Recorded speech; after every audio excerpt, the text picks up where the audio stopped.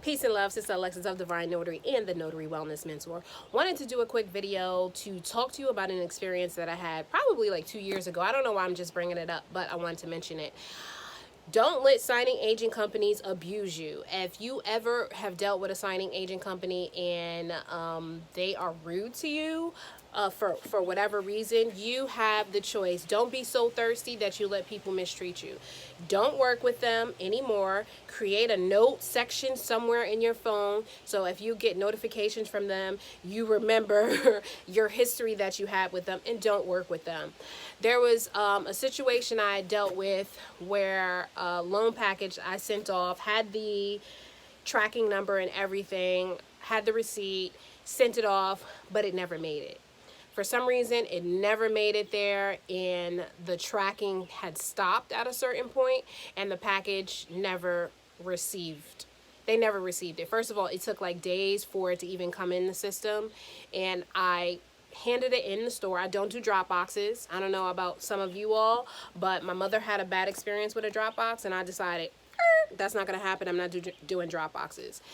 And so I went in the store. Everything was normal. There wasn't any red flags that something would go wrong or anything like that, but it did, and they did not receive the package. Actually, I received the package back like a month later, and I didn't even bother telling them because I already went to the client's house and redid the documents, so it was fine.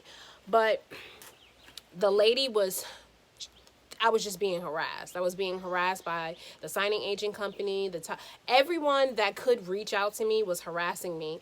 And eventually, I don't remember who in that process called to say, oh no, don't worry about it. But the company who wanted the documents, won't say their name, but she was like, you better find this package.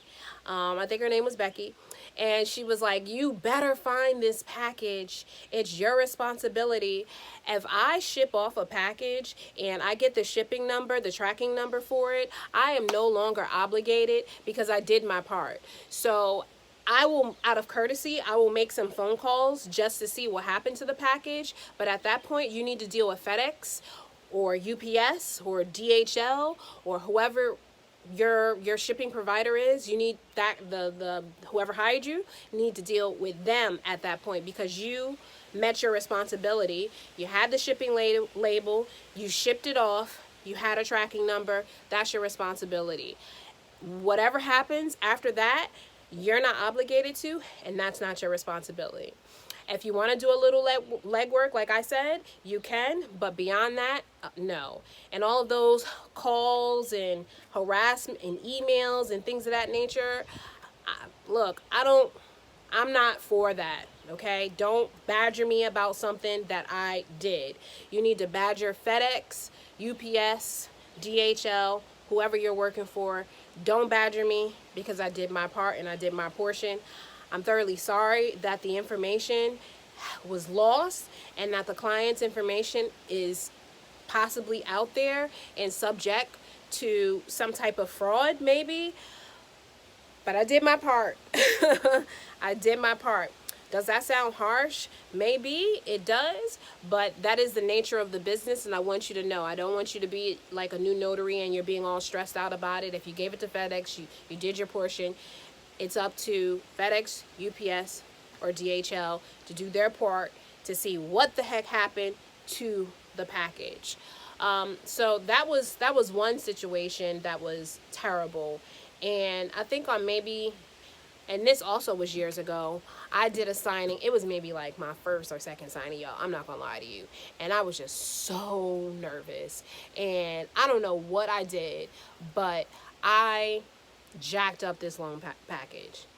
It was the only time I ever jacked up a package. And and she was just so upset. She was just so upset, and she was belittling me and almost, yeah, she was chastising me. And I let her speak, and I didn't say anything. I just made the corrections and handed it back in. After I handed it back in, I sent her an email and told her how unprofessional she was. and how I did not appreciate that, and that I would be writing a formal complaint about her, regardless if I did something wrong. It wasn't malicious, it wasn't criminal, and you don't have to talk to me like that, right? And it was important because I didn't know if I was going to continue to have a relationship with this company. So I wanted to let it be known that, you can tell me that I made a mistake without the extra stuff.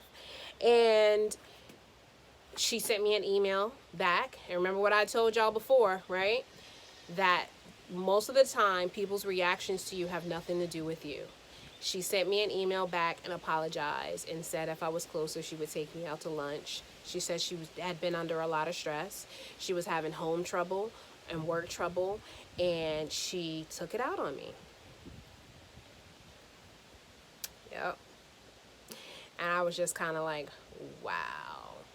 But it was important for me to speak my opinion. It was important for her to know that this wasn't okay. And she took accountability for it, and she apologized, and hopefully she won't ever do that to anyone again. But that's how it went. So those are two interactions that I've had over the course of the years that I wanted to share with you. And speak your mind. Don't be afraid to say anything when you feel like things aren't right for $1, okay? I know that